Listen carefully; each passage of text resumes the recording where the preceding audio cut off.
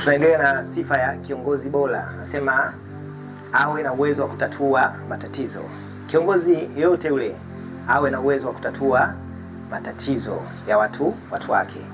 Ili uwe kiongozi bora lazima uwe na uwezo wa kutatua matatizo yoyote yale ambayo yanaikumba taasisi yako au kampuni ambayo unaiongoza au unaongoza shule au kikundi cha watu fulani. Kwa hiyo kiongozi lazima awe na ule uwezo wa kutatua matatizo. Leo tuna viongozi wengi ambao hawawezi kutatua matatizo. Hapo ndo shughuli inapoanza. Labda kiongozi hawezi kutatua migogoro ambayo inaikumba jamii. Kwa hiyo kiongozi lazima uwe na uwezo kutatua migogoro, kusolve hiyo migogoro ambayo ina baina ya mtu na mtu, ya ardhi, labda ya familia, migogoro na mambo mengi.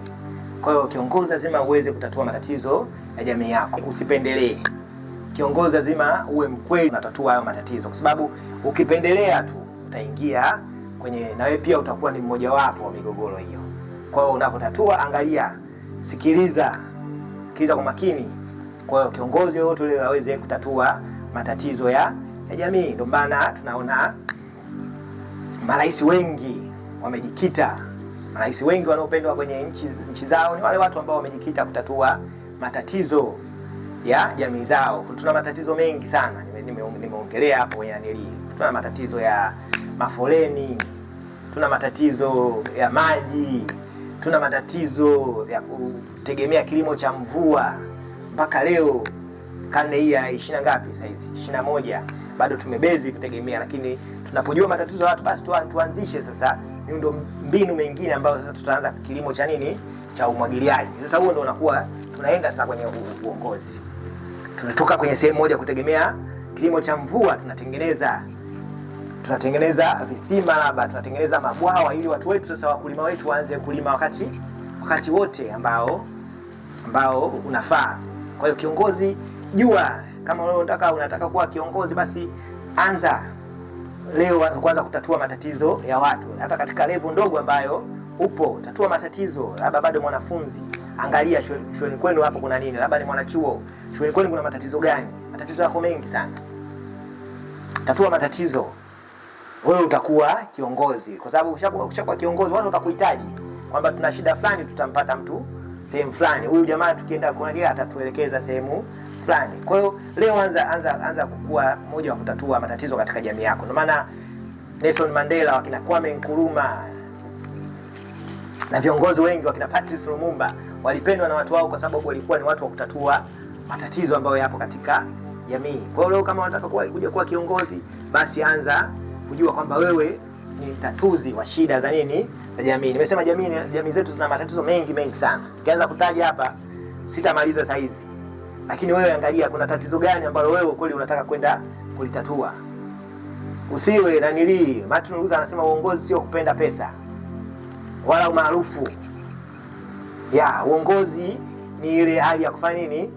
Kujali watu. Usipende usingie uongozi upate umaarufu, uwe maarufu, wasema mimi nitakuwa rais, nitakuwa maarufu. No, uongozi it's not about famous.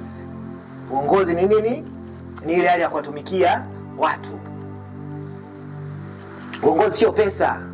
Uongozi ni kujali haki za nani? Haki za watu. Leo sio ukasema kiongozi, nataka nikawe kiongozi labda bungeni, ukaendeshe gari la milioni 500 sio 600. Wewe nenda kule ukawashauri wale viongozi kwamba jamani, tunaweza tukaendesha hata magari ya milioni 100 na ila pesa nyingine tukazipeleka kwa wananchi wetu. Hapo utakuwa kiongozi bora. Usiende kuwa kiongozi wewe labda kuna pesa nyingi kule bungeni ndio unasema mimi nataka nikawe kiongozi, lakini nenda kuwa kiongozi kwa kuwatumikia wananchi wako. Kwa hiyo leo tuanze kubadilisha hii hali ya kwenda kuongoza kiongozi ambao unakwenda kutatua matatizo ya nchi. Unajali wananchi. Hapo utakuwa kiongozi bora. Nimesema hapo Martin Luther anasema uongozi sio maarufu, uongozi sio pesa, bali uongozi ni kujali watu, kuwatumikia watu, kujua shida za watu. Watu wana matatizo mengi, magonjwa mbalimbali, watu wana shida na wana njaa. Wewe ndio maana anasema kiongozi muda mwingine usipokuwa na upendo na wananchi, utaona kama wananchi wanakuonea vile, lakini kumbe wewe unajionea mwenyewe. Kwa hiyo kuwa na wananchi, tetea wananchi, tumikia wananchi, hapo utakuwa kiongozi. Tatua shida za nani? Za wananchi. Leo kwa mtu ambaye anataka kuwa kiongozi, jua kabisa kiongozi ni yule mtu ambaye anaenda kutatua shida, kutatua matatizo ya wananchi. Sio mtu ambaye anaenda kufuata mishahara labda mikubwa, labda magari ya samani ambao wanatembelea viongozi. Hapo utakuwa sio kiongozi. Kwa hiyo anza kutengeneza zana mpya ya uongozi. Uongozi about people. Ndio maana uongozi wenyewe inasema ni uongozi ni ile hali ya kuwashawishi watu kwenda ili kuweza kusaidia matatizo fulani au kwenda kutatua matatizo fulani. Kama ingekuwa basi uongozi ni kwenda kula bata, wangesema uongozi ni kula bata. Lakini sijai kuona definition ya uongozi ambayo inasema uongozi ni ile hali ya kwenda kula bata. Uongozi ni ile hali ya kulipa mshahara mkubwa. Uongozi ni ile hali ya kutembelea magari makali. Ila uongozi ni ile hali ya kuwatumikia nani? Kuwatumikia wananchi. Kuweza kufanikisha malengo ya wananchi, kuweza kusaidia wananchi, kuweza kutatua matatizo ya nani? Ya wananchi. Kwa hiyo leo tuingie sana watu ambao tunataka tuwe viongozi.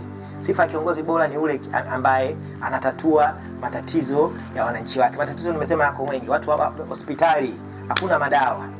Watu hawana barabara nzuri. Watu hawana shule nzuri. Watu wana matatizo mengi. Kwa hiyo leo nashukuru viongozi wetu ambao bado wapo na wanaopita wanaendelea kutatua hivyo kidogo kidogo, lakini tunaendelea kuja tutengeneze zana mpya ya uongozi. Uongozi ni nini? Kabla hujaenda kugombea ubunge, jua naenda kufanya nini kwa wananchi wangu. Naenda kutatua matatizo, unayajua matatizo yenyewe. Nadhani tupate jukwaa sasa la kwanza kuwahoji wa viongozi wetu kabla hatujawapa madaraka.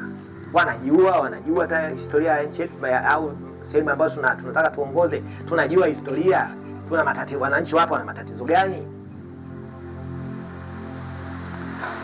Tujue matatizo ya wananchi, basi tutajua jinsi ya kutatua matatizo ya wananchi. Leo tujifunze kwa viongozi wetu ambao walipita wa Afrika, kina Julius Kambarage Nyerere, wakina Mandela, wakina nani Mwinyi, wakina Magufuli, Mkapa, walifanya nini? Na wewe unaenda kufanya nini?